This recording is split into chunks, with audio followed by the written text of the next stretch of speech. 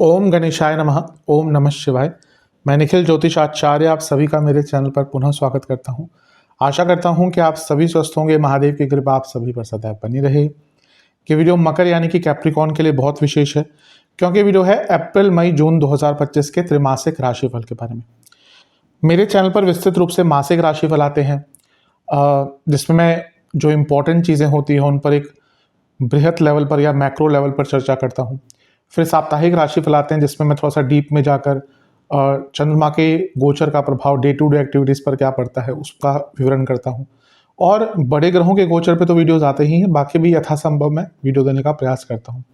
लेकिन इन सब में से त्रैमासिक राशिफल बहुत विशेष होते हैं, क्योंकि वह व्यक्ति जो समझता है कि ज्योतिष कोई जादू टोना नहीं है, कोई टोटका नहीं है, बल्कि एक मार्गदर्शन की विद्या है जो तमोमय जीवन से हमें प्रकाशमय जीवन की तरफ लेके जा सकती है, उन लोगों के लिए ये त्रैमासिक राशिफल बहुत विशेष होता है, जो ये समझते हैं कि ज्योतिष गाइडेंस का टूल है, ताकि आने वाले समय में ग्रहों की स्थिति को जानना, उनके हिसाब से अपने जीवन को ढालना, क्या अच्छी चीज़ें हो रही हैं उनका लाभ उठाना, क्या बुरी चीज़ें हो रही हैं उनसे बच के रहना, और ग्रहों की ऊर्जा को समावेश करना।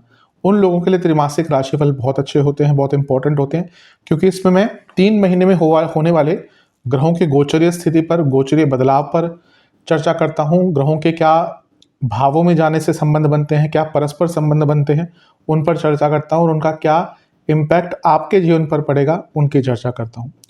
और यकीन मानिए, जो 3 महीने का कालखंड है अप्रैल मई जून 2025, इसमें बहुत चीज़ें बदल रही हैं। जहाँ एक और अप्रैल में ही मंगल बहुत टाइम बाद राशि परिवर्तन करेंगे और वापस उसी राशि में आ जाएंगे जहाँ पे वो अक्टूबर 2024 में आए थे, और अप्रैल के महीने में ही सूर्य भी उच्च के हो जाएंगे। मई के महीने में तो बड़े बड़े राशि परिवर्तन होंगे, राहु केतु बृहस्पति तीनों बड़े ग्रहों का राशि परिवर्तन होगा, और जून आते आते बृहस्पति और सूर्य की युति होगी, बृहस्पति बुध की युति होगी, और अंगारक दोष बनेगा। ये कुछ संक्षिप्त में चीज़ें हैं जो मैंने बताई हैं। बाकी 3 महीनों में बहुत कुछ हो रहा है, और उनका विवरण मैं, उनकी विवेचना मैं इस वीडियो में करूंगा ही। यदि आपकी लग्न राशि या चंद्र राशि मकर है, कैप्रिकॉन है, दोनों ही गाइडेंस के लिए इस राशिफल को देख सकते हैं। जहां से आपको ज़्यादा सूट करता है, रिलेट करता है, वहां से इसको ऑब्जर्व कीजिए। व्यक्तिगत तौर पर मेरा मानना है लग्न राशि से देखेंगे तो अच्छा है। इनकेस आपको नहीं पता अपनी लग्न राशि, तो आप अपनी चंद्र राशि से भी इसको ऑब्जर्व कर सकते हैं। कुछ बहुत विशेष उपाय भी वीडियो के अंत में बताऊंगा, जिसके करने से सकारात्मकता की वृद्धि अवश्य होगी।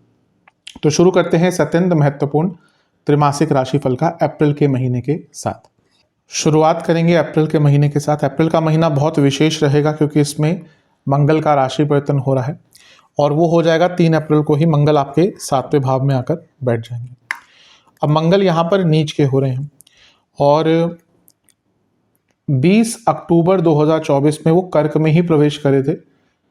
अब 6 महीने बाद वापस उसी राशि में आ रहे हैं। ये होती है ग्रहों की चाल और उसमें बदलाव, क्योंकि वो वक्री हो गए थे बीच में, दिसंबर में वक्री हो गए थे, जनवरी में पतित हो गए थे, पीछे जाते जाते पिछली राशि में गिर गए थे। तो फिर से 6 महीने बाद फिर से उसी राशि में आ रहे हैं जिसमें वो 6 महीने पहले आए थे, और यहाँ पे वो नीचस्थ हो जाएंगे, नीच के हो जाएंगे। अब किसी ने कमेंट सेक्शन में पूछा था कि नीच का क्यों कहते हैं ग्रहों को। पहली चीज़ कि ये शास्त्रोक्त शब्द है, कि शास्त्र में लिखा है कि इसको नीच का ग्रह कहते हैं। हर ग्रह की एक उच्च की राशि है, एक नीच की राशि है। इसके साथ ही नीच का मतलब ये नहीं कि गिरा हुआ। ज्योतिष में या कहिए संस्कृत में हर शब्द के कई अर्थ निकलते हैं, हर एक शब्द के कई मायने होते हैं। वो कहाँ पे उपयोग होता है उसके हिसाब से चीज़ें बदल जाती हैं। जैसे कोटि का शब्द मतलब जो है वो करोड़ भी होता है, और कोटि का मतलब प्रकार भी होता है। अब उसको इतना अब्यूज़ कर इस शब्द को अंग्रेज़ों ने या कई लोगों ने, जिन्होंने वेदों की बहुत गलत ट्रांसलेशन करी थी, उसको करोड़ बता दिया, और लोग फिर 33 करोड़ देवी देवता बोलना शुरू हो गए। हमारे तो कुछ धर्मगुरु भी बोलते हैं उस चीज़ को, बल्कि ऐसा नहीं है। वो 33 प्रकार के, 33 कोटि के देवी देवता हैं। प्रकार है अलग अलग, जिसमें कई रुद्र हैं, अलग अलग प्रकार के देवी देवता हैं। उसी प्रकार से नीच का मतलब गिरा हुआ ही नहीं होता, नीच का मतलब हीन भावना भी होता है, हीन भी होता है। तो यहाँ पे वो अपने शुभ गुणों से हीन हो जाता है। एक ग्रह के अंदर अच्छे और बुरे गुण होते हैं, उसके कुछ शुभ तत्व होते हैं, कुछ बुरे तत्व होते हैं। एक नीच का ग्रह जरूर नहीं कि वो बुरा ही रिजल्ट देगा, बल्कि मैं तो हमेशा कहता हूँ आज के टाइम में एक नीच का ग्रह ज़्यादा अच्छा रिजल्ट देता है, क्योंकि फिर उस भावना को, उस ग्रह को या उस व्यक्ति को जिसके नीच के ग्रह का प्रभाव है, उसको फिर वो शर्म नहीं रह जाती कि मुझे कुछ करना है तो लोग क्या कहेंगे। और जिस व्यक्ति के अंदर ये भावना आ जाती है कि मुझे बाय हुक या बाय क्रुक आगे बढ़ना है, वो सफलता पाता ही है। यहाँ पे मैं भौतिक सफलता की बात कर रहा हूँ। इसीलिए आज के टाइम में नीच भंग राजयोग जो प्रॉपरली बना हो, विपरीत राजयोग, ये बहुत अच्छे ज़्यादा रिजल्ट देने वाले राजयोग बन जाते हैं। तो जब भी कोई ग्रह नीच का होता है उसको बुरा नहीं मानना चाहिए, बल्कि जैसा मैंने कहा उसकी जो नेगेटिव क्वालिटीज़ हैं, मैं आऊँगा उस पर कि मंगल की नेगेटिव क्वालिटीज़ क्या हैं, वो ज़्यादा उभर कर आती हैं, पॉजिटिव क्वालिटी थोड़ी सी ओवरशैडो हो जाती है। पर सप्तम भाव में मंगल का आना आपके लाभेश होने के नाते बहुत अच्छा है। ये बिजनेस में ग्रोथ दिखाता है, बिजनेस में आगे बढ़ने का आपको मौका मिलेगा। आपके पति या पत्नी की इनकम यहाँ पर बढ़ती हुई दिख रही है। और इसके साथ ही मंगल चौथे घर के स्वामी है, तो एक राजयोग भी बन रहा है, केंद्र का स्वामी केंद्र में, और चौथे से चौथे में बैठे हैं तो प्रॉपर्टी खरीदने के लिए अच्छा योग है। 11वें घर के स्वामी है तो भी ये इंडिकेट करा कि प्रॉपर्टी खरीदने का अच्छा योग है, क्योंकि ये एसेट्स का भाव है, एसेट्स की वृद्धि का भाव है। मंगल प्रॉपर्टी के कारक है, मंगल चौथे घर के स्वामी है, और यहाँ से मंगल लग्न को देख रहे हैं। तो अगर कोई प्रॉपर्टी लेना चाहते हैं, अच्छी कीमत पे प्रॉपर्टी लेना चाहते हैं, बहुत अच्छा योग है। इसके साथ ही ये जो लग्न में राशि पड़ती है आपके, वो मंगल की उच्च की राशि है। जो रेगुलर वीडियोस देखते हैं उनको मैं हमेशा बताता हूँ कुछ सूत्र, एक सूत्र उसमें से है, कोई भी ग्रह अगर अपनी स्वराशि, अपनी मूल त्रिकोण राशि या फिर अपनी उच्च की राशि को देखता है तो उस भाव को स्ट्रॉन्ग करता है। तो यहाँ से मंगल का एक प्रभाव लग्न पर है, तो मंगल आपको स्ट्रेंथ दे रहे हैं, यानी कि मकर वाले लोगों को स्ट्रेंथ देंगे, तो कॉन्फिडेंस बढ़ेगा, कहीं ना कहीं आगे बढ़ने की चेष्टा, क्षमता, सब कुछ यहाँ पे आपकी बढ़ने वाली है। वो लाभेश हैं, तो लाभ स्थान के स्वामी का लग्न को देखना, यानी कि जीवन में वृद्धि ही होगी, लाभ ही होगा, लाभ ही प्राप्त होगा। और वो चतुर्थेश भी हैं, जैसा मैंने कहा प्रॉपर्टी, वाहन, दोनों का ही लाभ यहाँ से दिख रहा है। चौथे से चौथे में बैठे हैं तो घर में कोई कंस्ट्रक्शन कराने का भी आपको अवसर मिल सकता है, कोई रेनोवेशन कराने का भी अवसर मिल सकता है, नया वाहन या वाहन के रेनोवेशन का भी आपको मौका मिल सकता है। तो ये बहुत श्रेष्ठ चीज़ है, इसका लाभ उठाइएगा। और इसके साथ ही मंगल आपके दूसरे घर को भी देख रहे हैं, लाभ स्थान के स्वामी दूसरे घर को देख रहे हैं। क्लासिक कॉम्बिनेशन में हमेशा आता हूँ 2 और 11 इनका कुछ भी मिलन होता है तो उच्च कोटि का धनयोग बनता है। तो ये बहुत अच्छा धनयोग आपका बना हुआ है, इसका लाभ उठाइएगा। फिर से कहूँ तो मंगल प्रॉपर्टी के कारक हैं, लाभ स्थान के स्वामी, और यहाँ से दूसरे घर को देख रहे हैं जो चौथे से 11वां स्थान है, यानी कि प्रॉपर्टी से लाभ, कोई प्रॉपर्टी रेंट पे चढ़ाकर भी आपको लाभ मिल सकता है, बेचकर भी लाभ मिल सकता है। तो ये बहुत श्रेष्ठ चीज़ है, इसका लाभ उठाइएगा। सप्तम में जब मंगल आते हैं तो व्यक्ति के अंदर कुछ कर गुजरने की क्षमता आती है, उसको अपने इमेज को बेटर करने का मौका मिलता है, या फिर एक बड़े स्तर पर अपने आप को प्रेजेंट करने का मौका मिलता है, ये भी अच्छा है। लाभ स्थान के स्वामी हैं, 10वें से 10वें बैठे हैं और दूसरे घर को देख रहे हैं, और इसके साथ ही 10वें से सप्तम के स्वामी हैं। तो देखिए कॉम्बिनेशन, 10वें से सप्तम यानी कि रिकॉग्निशन बना, उसके स्वामी है। 10वें से 10वें बैठे हैं, प्रमोशन का भाव है, और लाभ स्थान और धन स्थान दोनों को इम्पैक्ट करें, यानी कि लाभ धन दोनों ही बढ़ते हुए दिख रहे हैं। तो एक किस कंडीशन में होता है, जब आपकी प्रमोशन होती है तभी यूजली पैसा बढ़ता है। तो इंक्रीमेंट के योग भी बन रहे हैं यहाँ पे कार्य क्षेत्र में, और प्रमोशन के भी बहुत अच्छे योग बन रहे हैं। अब यहाँ पे हम बात करते हैं नीच तत्व की। मैंने कहा ना कि हर ग्रह जब उच्च का होता है तो उसकी जो असीम जो पॉजिटिव असीम संभावना है ना, वो सामने आती है। जैसे अगर बृहस्पति उच्च के हैं या बृहस्पति बहुत अच्छे हैं तो व्यक्ति निष्कपट होगा, बल्कि उसके पास ज्ञान होगा, लेकिन वो कपट वाला ज्ञान नहीं होगा। उस व्यक्ति के अंदर ज्ञान होगा, उसको शेयर करेगा, उसके अंदर ईगो नहीं होगा। पर वहीं अगर बृहस्पति स्ट्रांग है या ठीक ठाक है, लेकिन अगर वो एफ्लिक्टेड है, प्रभावित है, राहु से है, किसी और ग्रह से है, तो व्यक्ति के अंदर ज्ञान तो होगा लेकिन वो कपटी वाला ज्ञान होगा। वो व्यक्ति फिर अपने ज्ञान को बहुत बड़ा चढ़ाकर दिखाएगा। अच्छा बृहस्पति ईगो नहीं दिखाता, उसके अंदर एक गुरु का स्वभाव होता है। गुरु का क्या कार्य होता है, वो लोगों को फ्री में राय देगा, या फिर वो लोगों को, खैर फ्री में तो कुछ नहीं मिलता, लेकिन उसको लोगों को समझाने का एक अच्छा पसंद होती है कि लोगों को अपने द्वारा जो भी नॉलेज है वो दी जाए। जिसका बुरा गुरु होगा उसके अंदर ईगो बहुत होगा कि मैं क्यों दूं, मैं क्यों करूं, मैं किसी की हेल्प क्यों करूं। तो उसी प्रकार से अच्छा मंगल अगर होता है तो अच्छा मंगल उदारता का स्वरूप होता है। मंगल के साथ एग्रेशन जोड़ा जाता है, उसमें कोई डाउट नहीं है। हाँ, जिसका मंगल का प्रभाव है जीवन पर, लग्न पर, आदि पर, चंद्रमा पर, वो एग्रेसिव होता है। पर इसका मतलब ये नहीं कि वो हर व्यक्ति से भिड़ेगा, वो बुरे मंगल की निशानी है। अगर किसी व्यक्ति, आप किसी को देखते हैं ना कि कोई बहुत निंदात्मक है, हर व्यक्ति से वो भिड़ रहा है, पंगे ले रहा है, हर व्यक्ति से लड़ाई कर रहा है, तो वो बुरे मंगल की निशानी है। अच्छा मंगल बहुत रेयरली किसी से लड़ेगा, वो अपने आप पर उसको कंट्रोल करना आता है। तो वो बुरे मंगल की निशानी है कि वो निंदात्मक होगा, बुरे शब्दों का उपयोग करेगा, उपहास करेगा, व्यंगात्मक। मंगल बुरे हैं, सबसे ज्यादा यही देखिए व्यक्ति बहुत व्यंगात्मक होगा।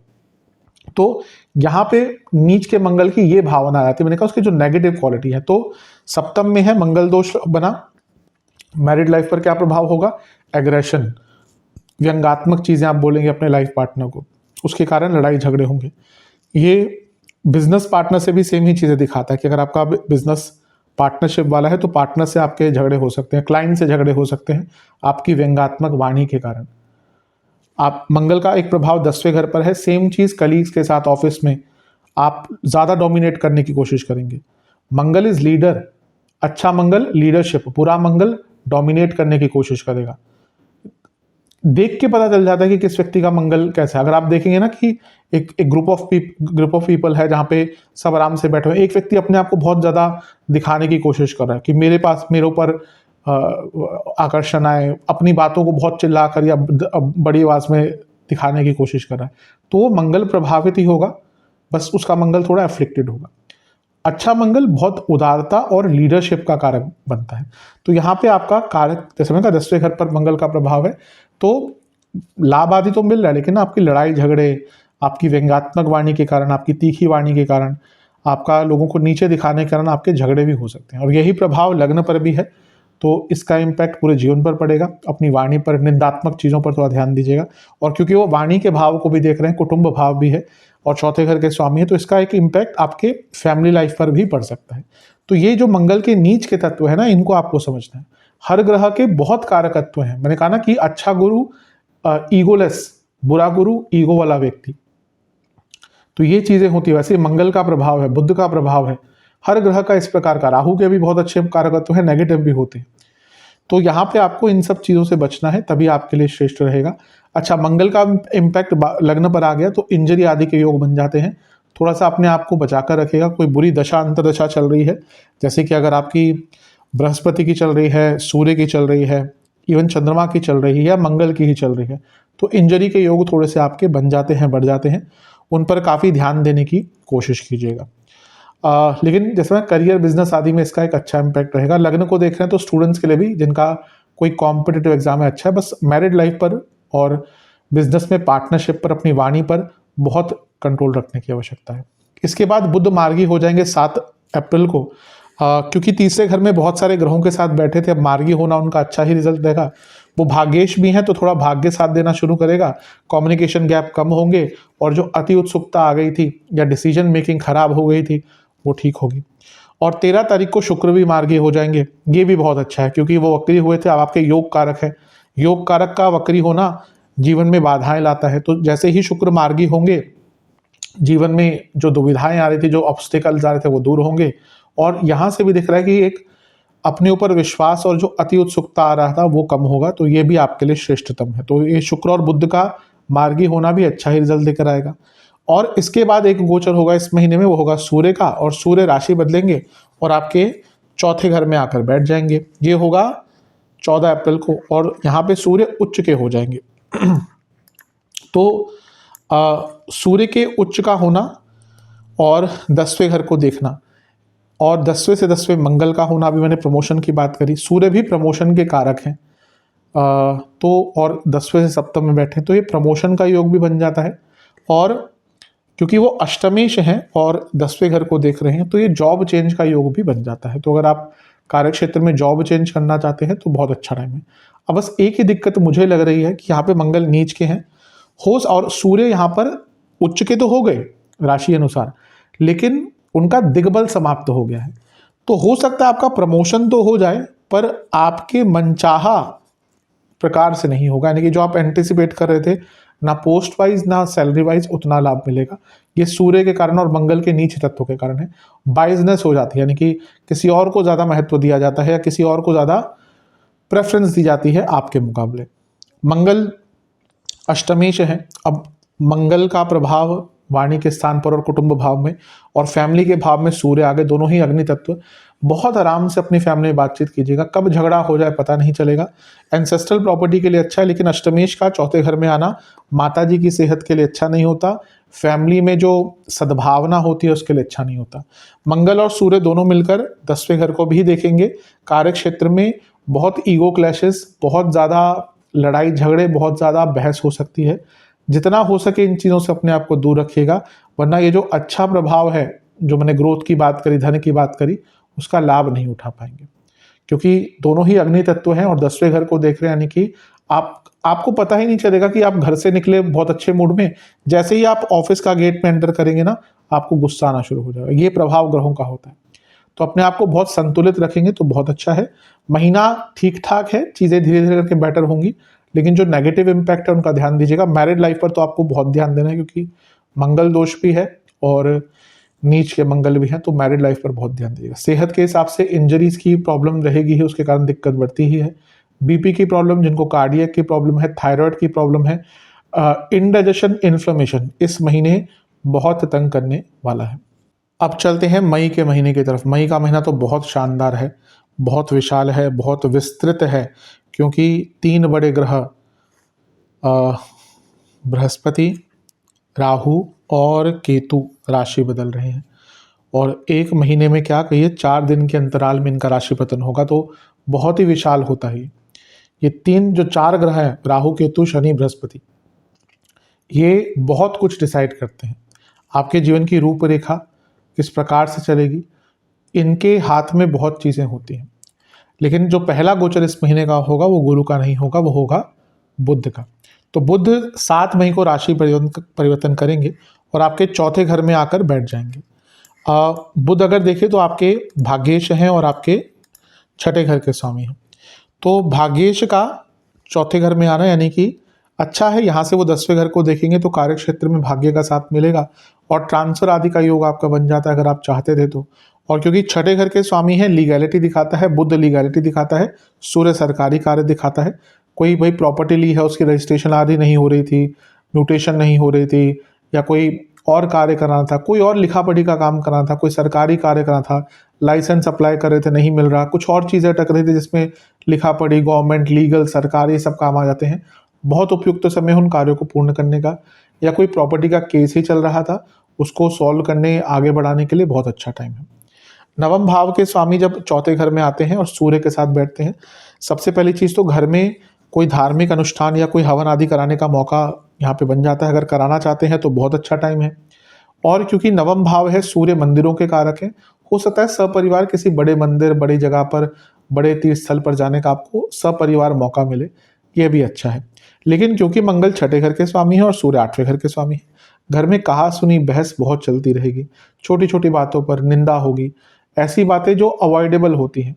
तुमने ये गिलास यहाँ पे क्यों रख दिया, ये क्यों यहाँ पे रख दिया, बर्तन क्यों नहीं रखे, इन चीज़ों पर बहुत झगड़े होने वाले हैं, तो उनको अवॉइड कीजिए। कभी कभी क्या होता है ना कि छोटी छोटी चीज़ें साथ में अगर रहना है ना तो इग्नोरेंस आनी चाहिए।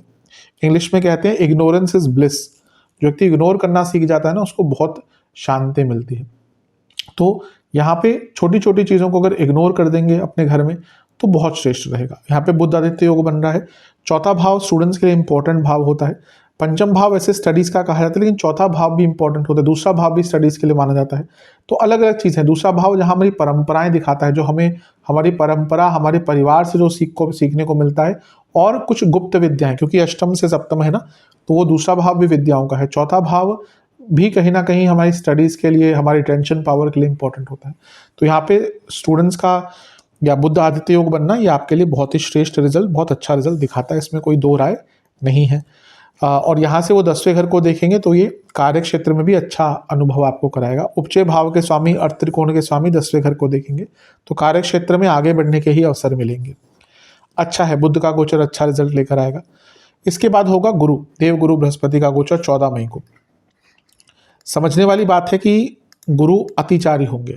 मैं वैसे बता चुका हूँ 2-3 बार, आई थिंक वार्षिक राशि फल में भी बताया था मैंने, और भी किसी और वीडियो में बताया था। कई लोगों को पता होगा, जिसको नहीं पता, गुरु अतिचारी हो रहे हैं और ये बहुत टाइम तक होगा। आने वाले कई साल तक गुरु की स्थिति थोड़ी सी अलग रहने वाली है। उनकी स्पीड बहुत ज़्यादा हो जाएगी, फिर वो वक्री हो जाएंगे, पहले तेज चलेंगे फिर वक्री हो जाएंगे। तो गुरु का प्रभाव क्या है कि गुरु आपके छठे भाव में केवल 5 महीने के ला रहे हैं। जिनको याद होगा 1 मई को 2024 1 मई गुरु का गोचर हुआ था और वो आपके पंचम भाव में आए थे। अब कब आ रहे हैं? 14 मई 2025, यानी कि ऑलमोस्ट 1 साल 14 दिन बाद। लेकिन यहाँ पर केवल वो अक्टूबर तक रहेंगे और फिर आगे कर्क में चले जाएंगे, उच्च के हो जाएंगे, क्योंकि उनकी स्पीड बहुत तेज है। इसलिए गुरु अतिचारी हैं। गुरु का गोचर बहुत विशाल होता है। मैं देवगुरु बृहस्पति के गोचर पे एक अलग से वीडियो बनाऊंगा ही, क्योंकि वो छोटा टॉपिक नहीं है। बहुत चीज़ें डिसाइड करते हैं। गुरु को जीव कहा जाता है। मैं कई बार बताता हूँ, नाड़ी ज्योतिष में कई ऐसी परंपराएं हैं, कई ऐसे नाड़ी ज्योतिष जो साउथ इंडिया में बहुत फॉलो होती है, कई ऐसी चीज़ें होती हैं, कई ऐसे ट्रिक्स होते हैं, कई ऐसे सूत्र हैं जिसमें बृहस्पति के गोचर से बहुत कुछ निर्धारित होता है। वहाँ पे तो कई ऐसी पद्धतियां हैं जिसमें कुंडली आदि देखते नहीं, वो बृहस्पति के ही पोजीशन से उनको बेस मानकर 12 साल का उनका गोचर चलाते हैं। तो उसके हिसाब से बहुत चीज़ें डिसाइड करते हैं। तो बृहस्पति का गोचर बहुत इंपॉर्टेंट है, जीव है। तो जहाँ पे उस साल में गोचर कर रहे होते हैं ना, वो भाव आपका केंद्र बिंदु बन जाता है उस साल के लिए। तो छठे भाव में आ रहे हैं। जैसा मैंने कहा, इस पर अलग ही वीडियो बनाऊंगा क्योंकि बहुत बृहद टॉपिक है, लेकिन इसमें मैं संक्षिप्त में विवेचना करने का प्रयास करूंगा। एक तो आपके वो 12वें घर के स्वामी और छठे घर में आ रहे हैं, तो ये बहुत अच्छा विपरीत राजयोग बन रहा है, तो इसका लाभ मिलेगा। लीगल केसेस, कार्य क्षेत्र, कॉम्पिटिशन, इन सब में बहुत लाभ मिलेगा। और वो आपके उपचय भाव के स्वामी हैं, उपचय भाव में बैठे हैं। ये कॉन्फिडेंस, दृढ़ संकल्पता, संकल्प शक्ति, आगे बढ़ने की क्षमता, स्किल्स, नॉलेज, ज्ञान वृद्धि, हर चीज में आपको लाभ देगा। बृहस्पति वृद्धि के कारक हैं, तो जब छठे घर में आते हैं तो आपको लीगल केसेस से, कोर्ट केसेस से लाभ दिलवाते हैं।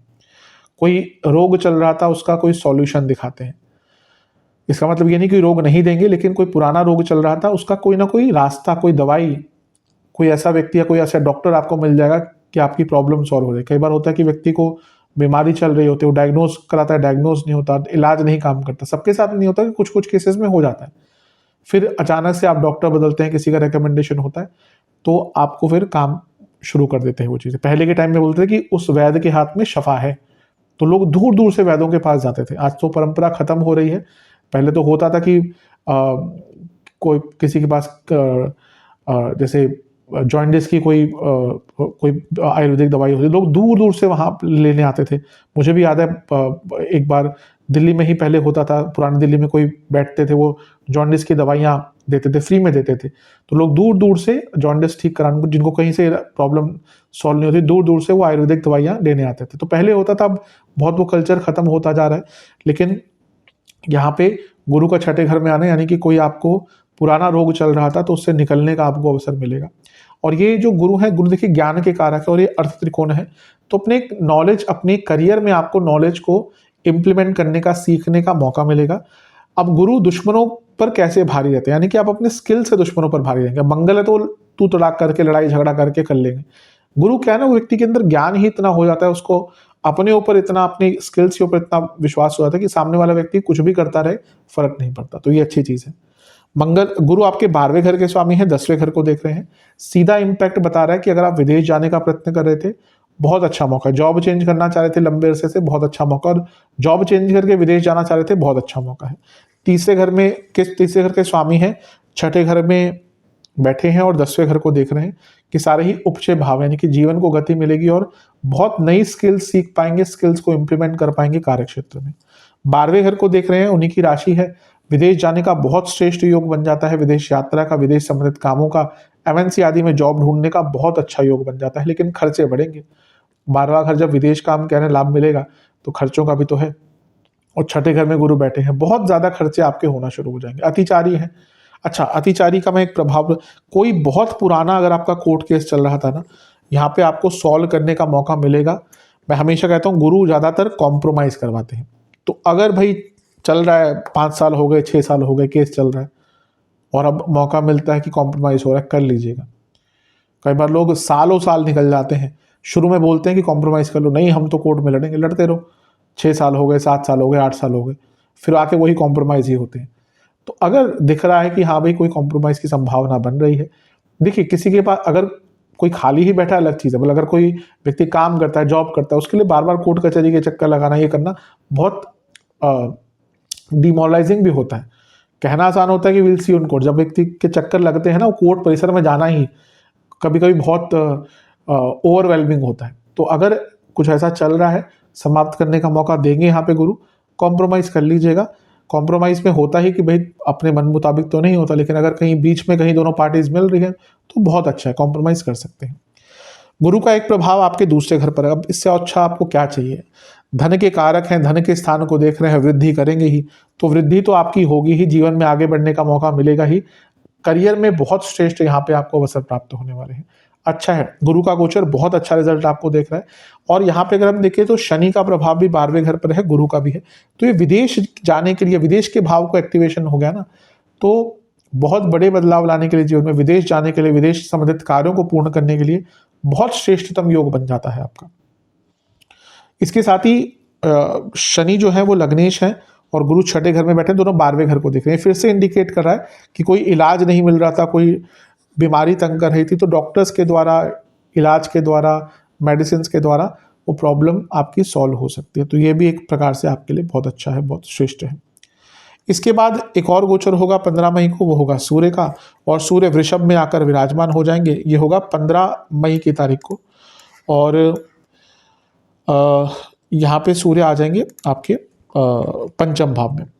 आपके अष्टम के स्वामी हैं और पंचम में बैठे हैं, और यहाँ से लाभ स्थान को देख रहे हैं।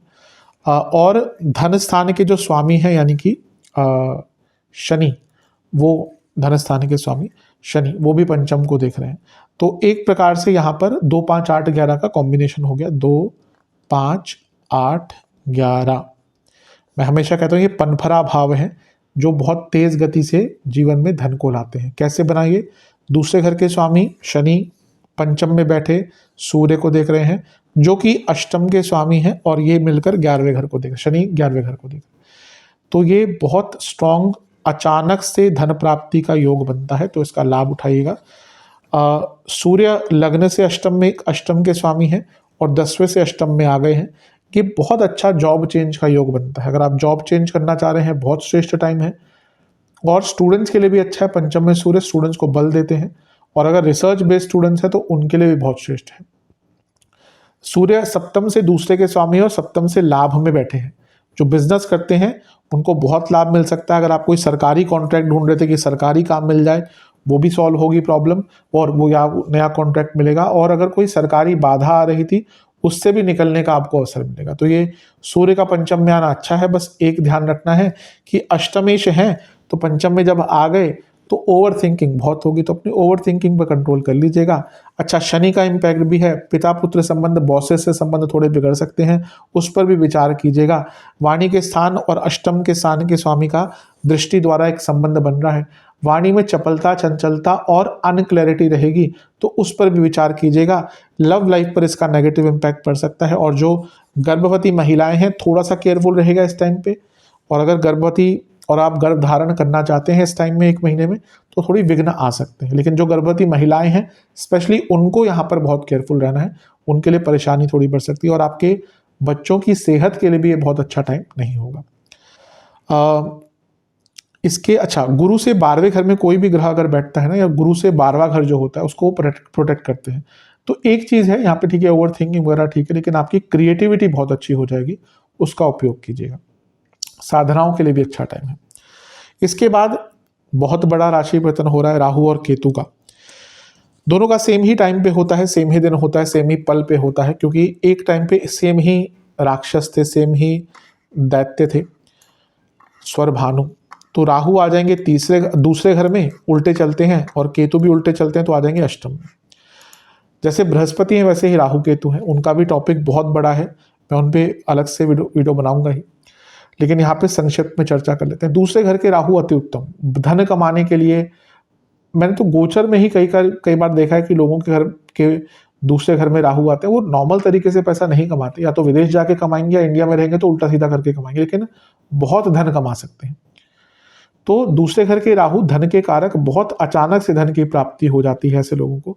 और क्योंकि विदेश के कारक है, तो ऑलरेडी विदेश में है, विदेश संबंधित काम करते हैं, 2 नंबर का काम है आपका, बहुत और पैसा कमा सकते हैं। अनकन्वेंशनल कार्य है, सोशल मीडिया, इंटरनेट, इनसे जुड़ा कुछ कार्य है, बहुत लाभ यहाँ पे कमा सकते हैं। तो इनका अवश्य आपको राहु का प्रभाव का लाभ उठाना है।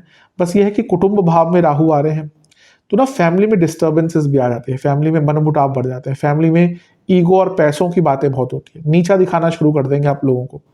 अगर आप थोड़े से मनी वाइज स्ट्रांग है ना तो आप देखेंगे आपको पता नहीं चलेगा कब आप अपने पैसे की ही शौहरत को, अपने भौतिकता को लोगों को नीचा दिखाने के लिए उपयोग करेंगे। अब उससे थोड़ा बचना चाहिए क्योंकि संबंध टूट जाते हैं, उसका कोई फायदा नहीं। लेकिन राहु का दूसरे घर में आना धन प्राप्ति के लिए बहुत श्रेष्ठ है, बहुत अच्छा है। और यहाँ पे राहु गुरु का मिलन हो गया तो ये गुरु और राहु दोनों 10वें घर को देख रहे हैं। गुरु 12वें घर के स्वामी है, राहु विदेश के कारक है। अगर आप विदेश जाना चाहते हैं इससे अच्छा मौका मिलेगा नहीं।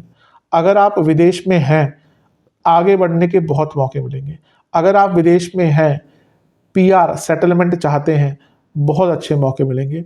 और राहु का प्रभाव 12वें घर का, गुरु का प्रभाव, अगर आप अपने करियर में स्ट्रीम भी चेंज करना चाहते हैं ना तो आपको स्ट्रीम भी चेंज करने का मौका मिलेगा। उसके ऊपर से राहु और गुरु ये दोनों वृद्धि के कारक हैं तो अपने कार्य क्षेत्र में वृद्धि का आपको बहुत मौका मिलने वाला है, यानी कि अपने करियर को एक्सपैंड करने का आपको बहुत मौका मिलने वाला है। गुरु राहु को देखेंगे और ये दोनों मिलकर दूसरे, आपका धन तो इतना बढ़ने वाला है ना कि इसमें कोई दो राय है ही नहीं कि धन की वृद्धि मकर वालों को इतनी होगी कि उन्होंने भी सोचा नहीं होगा। और राहु का प्रभाव छठे घर पर बहुत अच्छा होता है तो ये भी फिर से कोर्ट केसेस के लिए अच्छा। और ये मैंने कहा ना अर्थ त्रिकोण का एक्टिवेशन जो है ये आपके करियर, आपके इनकम, आपके धन को बहुत तेज गति से बढ़ाने वाला है। तो करियर के लिए तो ये मकर के लिए बहुत अच्छा समय है। इसके साथ केतु का प्रभाव भी है। केतु अष्टम में थोड़े से नेगेटिव होते हैं कुछ चीज़ों के लिए। अब विद्याओं के लिए बहुत अच्छे हैं। आप में से कई लोग ज्योतिष या कोई तंत्र विद्या, मंत्र विद्या और विद्याओं, हमारे देश में तो विद्या इतनी ही है, बहुत सारी है, बहुत सारी विद्या है। जहाँ हम तो ज्योतिष और तंत्र की ही बात करते हैं, दुनिया भर की विद्याएं हमारे देश में है। एल्केमी है, आयुर्वेद है और कई प्रकार के तंत्र है। तंत्र का मतलब केवल वही नहीं होता जो हम टोना टोटका बोलते हैं। वो तंत्र का मतलब एक सिस्टम होता है। जो जिस चीज़ में एक सिस्टम है ना वो तंत्र होता है। हम कहते हैं भ्रष्ट तंत्र हो गया कि पूरा सिस्टम ही बिगड़ गया, तो तंत्र एक सिस्टम होता है कि हर चीज़, जैसे देवी देवता, हर देवी देवता की आराधना साधना के सिस्टम्स हैं।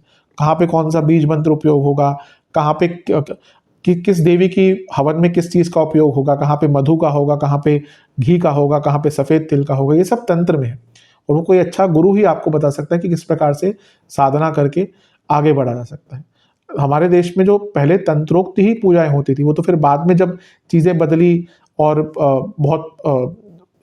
जब और धर्म आए, बौद्ध धर्म आया, बाकी चीज़ें आई तो फिर, लेकिन अगर आप पुराने समय में जाना तो तंत्रोक्त पूजा ही होती थी। तंत्रोक्त देवी देवताओं की बहुत आराधना होती थी।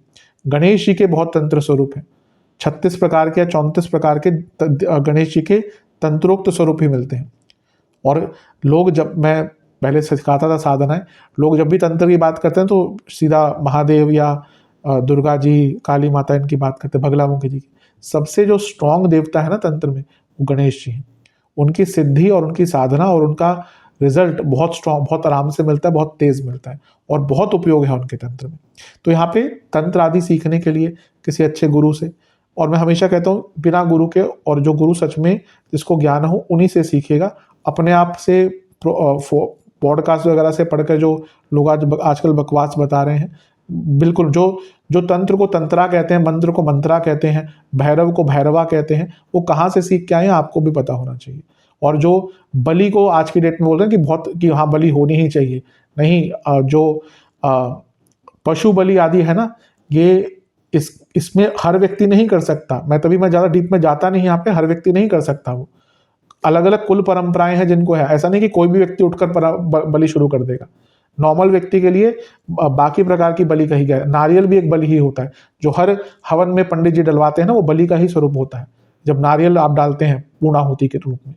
तो इसलिए तंत्र आदि सीखना है किसी ऐसे व्यक्ति से जिसको उसकी नॉलेज और ढंग से आपको सिखाए, तो यहाँ पे वो अच्छा है। लेकिन अष्टम के केतु रोग के कारक बन जाते हैं, बहुत केयरफुल रहेगा।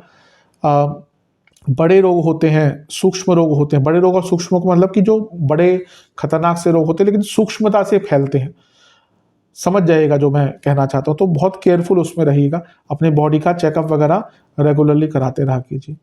केतु मोक्ष त्रिकोण को एक्टिवेट कर देंगे तो अध्यात्म आदि के लिए अच्छा ही टाइम है। और गुरु और केतु का प्रभाव 12वें घर पर और शनि का प्रभाव भी है।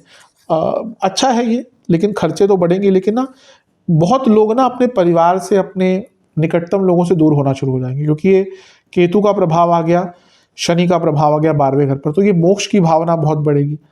और गुरु का प्रभाव भी है तो धार्मिक प्रवृत्ति भी होगी, और 12वां घर है तो त्याग का भाव है, तो ना आपका ना बहुत ज़्यादा अपनों से मन नहीं लगेगा, बल्कि ना आपको लगेगा कि कोई अपना है ही नहीं। वो जब भावना आ जाती है ना कि एक्चुअली क्या होता है ना कि सारे जो बंधन है हमारे बहुत कंडीशनल है, माँ बाप को छोड़कर, तो कभी कभी फिर लोगों का ना चेहरा देखना शुरू होता है। ये वही टाइम होता है कि हाँ, कोई हमारे साथ क्यों है, किस कारण से है, वो हमें थोड़ा सा समझ आना शुरू करता है। फिर अब मन उठ जाता है कि ये तो कारण के कोई मन का रिश्ता नहीं है, तो केवल कंडीशनल रिश्ता है। तो ये थोड़ा सा भाव होगा, खर्चे बहुत बढ़ने वाले हैं, सेहत पर खर्चा थोड़ा सा बढ़ेगा, इसका विचार कीजिएगा। केतु का प्रभाव चौथे घर पर होगा, तो कोई एंसेस्ट्रल प्रॉपर्टी बेचनी है उसके लिए अच्छा योग बन जाता है। और क्योंकि केतु का प्रभाव 12वें घर पर भी होगा, ये भी एंसेस्ट्रल प्रॉपर्टी बेचने आदि का एक योग बन जाता है आपका।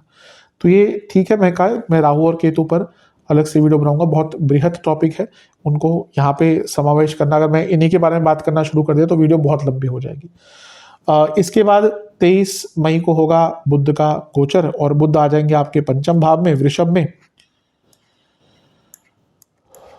बुध जो है वो आपके नवमेश हैं, भाग्य स्थान के स्वामी हैं, और नवम से नवम में बैठे हैं, बहुत श्रेष्ठ है, बहुत अच्छा है। एक प्रकार से भाग्य योग ही ये बन जाता है, क्योंकि नवम से नवम में है, लक्ष्मी स्थान के स्वामी लक्ष्मी स्थान में है, और अष्टमेश के साथ बैठे हैं। अचानक से धन की प्राप्ति, स्टूडेंट्स, रिसर्च स्टूडेंट्स के लिए बहुत अच्छा है। क्रिएटिविटी बहुत बढ़ जाएगी, और कॉम्पिटेटिव एग्जाम में भी सफलता, क्योंकि छठे घर के स्वामी, तो ये बुध का गोचर अच्छा है। और लक्ष्मी स्थान का स्वामी भाग्य लाभ स्थान को देख रहा है, और मैंने 2, 5, 8, 11 की बात करी थी, तो ये बुध भी यहाँ पे आके करियर में या कहीं बिजनेस में बहुत लाभ दिलवाएंगे। स्टूडेंट्स के लिए, क्रिएटिविटी के लिए, नए नए आइडियाज के लिए बहुत अच्छा है, बहुत श्रेष्ठ है। बुध आदित्य योग बन गया, स्टूडेंट्स के लिए बहुत अच्छा है। इसके बाद 31 मई को एक गोचर और होगा, एक इंपॉर्टेंट राशि परिवर्तन होगा, और वो होगा शुक्र का।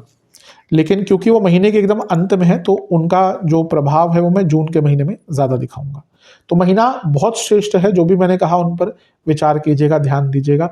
गुरु छठे घर में आ रहे हैं, इंडाइजेशन, पेट के रोग, इन्फ्लेमेशन, लिवर की प्रॉब्लम, किडनी की प्रॉब्लम, ये बढ़ सकती है, तो इस पर ध्यान दीजिएगा। अब चलते हैं हम जून के महीने की तरफ। जून का महीना भी श्रेष्ठ है, इसमें बहुत बड़े बदलाव हो रहे हैं।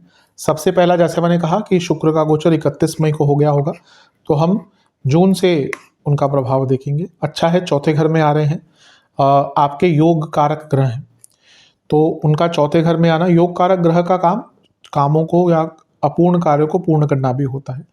राजयोग तो यहाँ पे बना ही रहे हैं, क्योंकि केंद्र के स्वामी है, त्रिकोण के स्वामी हैं, और केंद्र में आ रहे हैं, तो राजयोग बन रहा है, बहुत अच्छा है। और चौथे घर में आ रहे हैं तो प्रॉपर्टी संबंधित कार्यों में सफलता, घर में लक्ष्मी, घर में पैसा, घर में लग्जूरियस चीज़ें, कोई वाहन, अच्छा वाहन, नई प्रॉपर्टी, रेनोवेशन, घर में लग्जूरियस चीज़ें, ये सब आने का योग बन जाता है। यहाँ से शुक्र अपने ही घर को देखेंगे, यानी कि 10वें घर को देखेंगे, और क्योंकि शुक्र योग कारक है, कारक क्षेत्र में कुछ काम अटक रहे थे या जीवन में कुछ काम अटक रहे थे, उनको पूर्ण करने का आपको अवसर मिलेगा। और ये धन की वृद्धि भी कारक क्षेत्र में दिखा रहे हैं। इसके साथ ही वो 10वें से अष्टम के स्वामी भी हैं। ये अचानक से आपको कोई बहुत अच्छा जॉब ऑफर जून के महीने में आ सकता है, बल्कि आपने शायद खुद ज़्यादा ट्राई भी नहीं किया होगा, हो सकता है कोई खुद ही आपको अप्रोच कर ले, या पहले आपने कहीं पे बात करके रखी होगी, कुछ रिस्पॉन्स नहीं आया होगा, अचानक से कोई बहुत अच्छा जॉब ऑफर, बहुत ग्रोथ वाला जॉब ऑफर यहाँ पे आपको प्राप्त हो सकता है, बहुत श्रेष्ठ है। शुक्र का चौथे घर में आना ना, घर में भौतिक खुशियों की का आना जाना दिखाता है, आना दिखाता है, जाना नहीं, आना दिखाता है, बहुत श्रेष्ठ है इसका। ये शुभतापूर्ण है, घर में खुशियाँ रहती है, अच्छा माहौल रहता है, सेलिब्रेशन रहता है, कहीं पे घूमने जाने का मौका मिलता है, फैमिली के साथ सेलिब्रेशंस होती है, डिनर्स होते हैं, अच्छी वस्तुएं आती हैं, अच्छा है, भौतिक रूप से बहुत अच्छा है। बस ध्यान ये देना है कि शुक्र पापकर्तरी में है, एक साइड शनि है और एक साइड सूर्य है, तो शुक्र फैमिली, मैरिड लाइफ के कारक है, तो थोड़ा सा ना मैरिड लाइफ पर ध्यान दीजिएगा। और यहाँ से शुक्र 10वें घर को देख रहे हैं, तो शुक्र हमेशा ऑफिस पॉलिटिक्स पे दिखाते हैं, तो ये पापकर्तरी और 10वें घर पर दृष्टि, यानी कि ऑफिस पॉलिटिक्स थोड़ी सी आपको यहाँ पर तंग कर सकती है। इसके बाद 6 जून को होगा गोचर बुध का, और बुध आपके छठे घर में बैठ जाएंगे जाकर। बुध का छठे घर में आना कोई बहुत बुरा नहीं माना जाता। काल पुरुष की कुंडली में छठे घर में ही उच्च के होते हैं, इसलिए काल पुरुष की कुंडली बहुत इंपॉर्टेंट होती है अगर आपको ज्योतिष सीखनी है तो यहाँ पे छठे घर में बुध उच्च के हो जाते हैं और उनकी युति क्या है, गुरु के साथ है। अब बुध भी विपरीत राजयोग बना रहे हैं, गुरु भी विपरीत राजयोग बना रहे हैं, तो दोनों मिलकर 12वें घर को देख रहे हैं। कोई पैसों का कार्य, विदेश का कार्य, लीगल कार्य, लिखा पढ़ी के कार्य अटक रहे हैं, बहुत अच्छे हैं, बहुत अच्छा टाइम है सॉल्व करने का। बुध का प्रभाव छठे घर पे है, यानी कि कंपटीशन के लिए, कॉम्पिटिटिव एग्जाम्स के लिए बहुत अच्छा है। तो ये बुध का गोचर छठे घर में अच्छा ही इम्पैक्ट देगा। और क्योंकि नवम के स्वामी नवम से 10वें में है, तो आपके पिताजी का अगर कुछ काम अटक रहा था, कोई उनको प्रॉपर्टी आदि भी खरीदनी थी, तो उसमें भी अच्छा लाभ देगा। छठे घर के बुध स्ट्रांग हो जाते हैं और लीगल चीज़ों में, कंपटीशन में, अटके हुए कार्यों में बहुत पूर्णता देते हैं। यहाँ पे अगर देखें तो गुरु उपचय भाव के स्वामी भी हैं और उनका उपचय भाव के स्वामी के साथ मिलन उपचय भाव में, छठे भाव में ही हो रहा है, यानी कि एक गति प्रदान होगी। आप देखेंगे बुध के गोचर के साथ ही जीवन में एक गति आ जाएगी आपके, जो आपको बहुत अच्छा रिजल्ट देगी। तो इसका भी लाभ उठाइएगा। 12वें घर को दोनों देख रहे हैं, तो विदेश से कोई ना कोई काम या विदेश से लाभ मिल सकता है। 15 जून को सूर्य का गोचर होगा, सॉरी इसके बाद 7 जून को होगा मंगल का गोचर। मंगल आ जाएंगे आपके अष्टम भाव में और बनेगा अंगारक दोष। हाँ, यहाँ से थोड़ा सा केयरफुल रहेगा, क्योंकि ये सबसे स्ट्रॉन्ग मंगल दोष भी होता है, अष्टम का मंगल, और ये अंगारक दोष भी बन गया। मैरिड लाइफ में तूफान बच सकता है इस टाइम के बाद। आप देखेंगे अच्छा खासा सब चल भी रहा होगा ना, नॉर्मल सा चल रहा होगा, थोड़ा बहुत झगड़ा, इस तारीख के बाद 7 जून आप देखेंगे बहुत बड़े झगड़े हो सकते हैं मैरिड लाइफ में। ये आपके पति या पत्नी की सेहत के लिए भी अच्छा नहीं है, लेकिन मैरिड लाइफ में तो भूचाल यहाँ पे आ सकता है। अंगारक दोष, क्योंकि केवल मंगल दोष नहीं है, अंगारक दोष है। राहु मंगल अंगारक दोष, वो गुस्सा, बहुत इरिटेशन, थर्ड पार्टी सिचुएशन। मंगल केतु तो काट देते हैं, मतलब कि वो रिश्ते को खत्म करने वाला योग हो सकता है। यहाँ पे आपके लाइफ पार्टनर को इंजरीज आदि और हेल्थ का भी प्रॉब्लम हो सकता है। साथ में मैरिड लाइफ में बहुत दिक्कतें आ सकती हैं, तो मैरिड लाइफ के लिए बहुत खतरनाक टाइम रहेगा, बहुत केयरफुल रहना पड़ेगा। इसके साथ ही मंगल केतु अष्टम में एक प्रकार से अपने लिए भी व्यक्ति के इंजरी का योग लेके आता है। तो आप, क्योंकि आयु भाव है, तो यहाँ पे ना इंजरी, एक्सीडेंट, बड़े रोग सब तंग कर सकते। तो ये अंगारक दोष अष्टम भाव में अच्छा नहीं माना जाता, तो इस पर ध्यान दीजिएगा। जिनका बहुत बुरा समय चल रहा है उनकी जॉब भी जा सकती है। कारण क्या है कि 10वें से 11वें में मंगल केतु हो गए, अंगारक दोष बन गया, सब कुछ सही चल रहा होगा, अचानक से कंपनी की पॉलिसी बदलेगी, कुछ बदलेगा, मैनेजमेंट बदलेगी, तो यहाँ पे कुछ लोगों के लिए, सबके लिए नहीं है, बहुत बुरा दशा चल रही है, उन्हीं के लिए जॉब जाने का योग बन जाता है, अदरवाइज सबके लिए नहीं है। बहुत ज़्यादा ना परेशान से रहना शुरू कर देंगे। ये मंगल अंगारक दोष जो है, ये थोड़ा सा नेगेटिव इंपैक्ट लेकर आएगा अष्टम भाव में, क्योंकि बन रहा है, तो आयु का, इंजरी का, लव लाइफ, मैरिड लाइफ, सब पर इसका नेगेटिव इंपैक्ट पड़ेगा। मंगल क्योंकि लाभ स्थान को और धन स्थान को देख रहे हैं, ये अच्छा है, लाभ आदि, पैसा आदि आएगा, बिजनेस में आएगा। और मंगल केतु के साथ है, कोई ऋण आपके ऊपर था वो भी, उससे भी मुक्त हो सकते हैं, और कोई एंसेस्ट्रल प्रॉपर्टी पे कंस्ट्रक्शन करानी थी, उसको बेचना था, उसके लिए भी अच्छा योग है। लेकिन फिर से वाणी के भाव पर मंगल का प्रभाव चलेगा, और राहु ऑलरेडी बैठे हैं, तो जो वाणी का प्रभाव है तो खत्म नहीं होने वाला, यानी कि जो नेगेटिविटी थी बल्कि और बढ़ेगी, तो इसके कारण और आपके संबंध बिगड़ सकते हैं। तो बहुत ज़्यादा ये जो अंगारक दोष है ना, इसका अच्छा इम्पैक्ट नहीं दिख रहा। यहाँ से अंगारक दोष बनाते मंगल आपके शनि को भी देखेंगे, बहुत गुस्सा, बहुत अति उत्सुकता, अपने आप को डोमिनेट, अब लोगों पर थोपने की कोशिश करना, ये सारी चीज़ें बहुत तंग करेगी। पर्सनल लाइफ, प्रोफेशनल लाइफ, दोनों पर ही इसका नेगेटिव इम्पैक्ट आएगा, तो बहुत ज़्यादा ध्यान देने की आवश्यकता है आपको। ये अंगारक दोष थोड़ा सा आपको, अभी बाकी चीज़ें बहुत अच्छी चल रही थी, लेकिन अंगारक दोष थोड़ा सा एक नेगेटिव इम्पैक्ट आपको देखे जाएगा। आपको अपनी भी सेहत और अपने लाइफ पार्टनर की सेहत, दोनों पर ही बहुत ज़्यादा ध्यान देने की आवश्यकता यहाँ पर है। इसके बाद क्या होगा, इसके बाद होगा 22 जून को बुध का गोचर, 15 जून को सूर्य का गोचर होगा, और सूर्य आपके छठे भाव में आकर विराजमान होंगे। छठे घर के सूर्य भी अच्छा ही रिजल्ट देते हैं। यहाँ पे देखिए बहुत श्रेष्ठ, अब अंगारक दोष थोड़ा नेगेटिव है, लेकिन उसको कॉम्प्रोमाइज करने के लिए यहाँ पे ये सूर्य का गोचर बहुत अच्छा रिजल्ट लेकर आएगा। क्यों? क्योंकि बहुत यूनिक चीज़ यहाँ पे हो रही है, बहुत यूनिक चीज़ क्या हो रही है, सूर्य छठे घर में है, ये कोई यूनिक तो नहीं है, लेकिन अच्छा होता है, छठे घर के सूर्य अच्छा रिजल्ट देते हैं। 12, 8, 6, 12, 8, 6, यानी कि 6, 8, 12 के स्वामी छठे घर में। 3 विपरीत राजयोग बन रहे हैं यहाँ पे, 3 विपरीत राजयोग, ये बहुत कॉमन नहीं होता। तो ये अंगारक दोष थोड़ा बहुत प्रभाव देगा, लेकिन ये सूर्य का गोचर होते ही चीज़ें ठीक होना शुरू हो जाएंगी, बहुत जो प्रॉब्लम्स हैं उनके रास्ते मिलेंगे और जीवन एकदम रफ्तार पकड़ लेगा। तो ये विपरीत राजयोग, 3 विपरीत राजयोग बनाते ग्रह, ये बहुत यूजुअल नहीं होता। इसका आपको बहुत लाभ प्राप्त हो सकता है। कभी कभी इस प्रकार का विपरीत राजयोग ना व्यक्ति को एक नए रास्ता दिखाता है, और विपरीत राजयोग यूजली अगर उस व्यक्ति को सफलता मिलती है ना, मैंने कई कुंडलियां देखी है, विपरीत राजयोग, नीच भंग राजयोग, सफलता मिली है लेकिन अपना लाइन बदल कर, कोई कुछ कर रहा था, कोई इंजीनियर था, उसने रेस्टोरेंट बिजनेस खोल दिया। मेरे ही क्लाइंट है, गुड़गांव में जॉब करते थे, नीच भंग राजयोग स्टार्ट हुआ या विपरीत राजयोग स्टार्ट हुआ था, मुझे याद नहीं, कोविड के आसपास का टाइम था। आज उनके चेन्स हैं रेस्टोरेंट के, बहुत अच्छा टर्नओवर है। तो जब भी विपरीत राजयोग और नीच भंग राजयोग बनता है ना, वो दशा की बात मैं कर रहा हूँ कुंडली की, यहाँ पे तो गोचर की बात, तो व्यक्ति को जो अपॉर्चुनिटीज मिलती है वो नॉर्मल नहीं होती, थोड़ा हटकर होती है।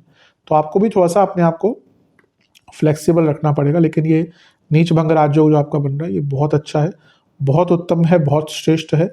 इसका जितना लाभ उठा सकते हैं उतना लाभ उठाएगा, बहुत अच्छा रिजल्ट इसको मिलेगा। और जो मैंने कहा मंगल का जो प्रभाव है इसको भी थोड़ा बहुत कम कर ही देंगे।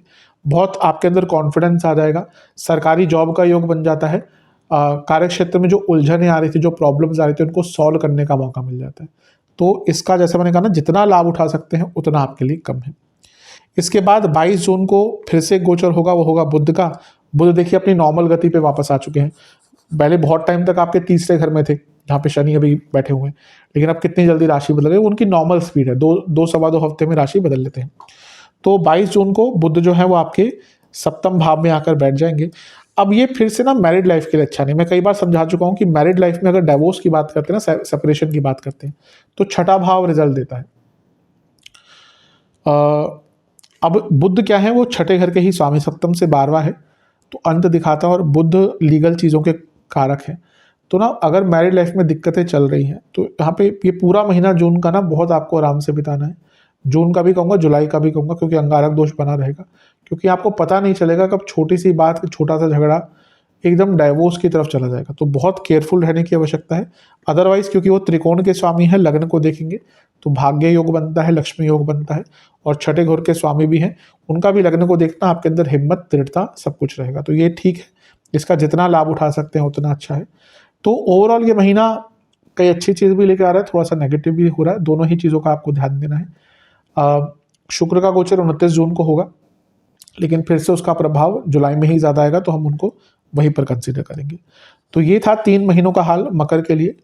अब उपाय की बात कर लेते हैं। ये उपाय आपको एक बार ही करने हैं।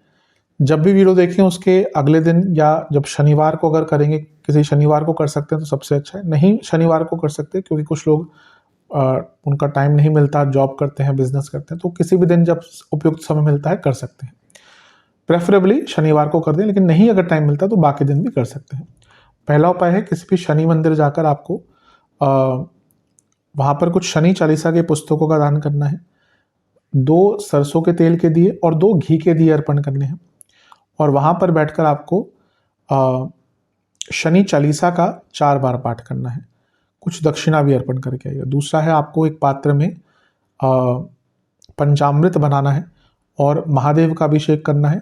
पंचामृत से अभिषेक करने के बाद गंगा जल से अभिषेक कीजिएगा, फिर चंदन लगाइएगा महादेव को, गुलाब के पुष्प की माला अर्पण कीजिएगा, खीर का भोग लगाइएगा, और वहीं पर बैठकर ओम भूतेश्वराय नमः मंत्र का 108 बार जाप करना है। और इसके साथ ही आपको किसी भी गौशाला में गुड़ का दान करना है। कितना करना है ये आपके ऊपर है। तो आशा करता हूँ कि वीडियो आपके काम आएगी। चैनल पे नए हैं सब्सक्राइब कीजिए, वीडियो को लाइक कीजिए। मिलता हूँ अगली वीडियो में, तब तक के लिए ओम नमः शिवाय।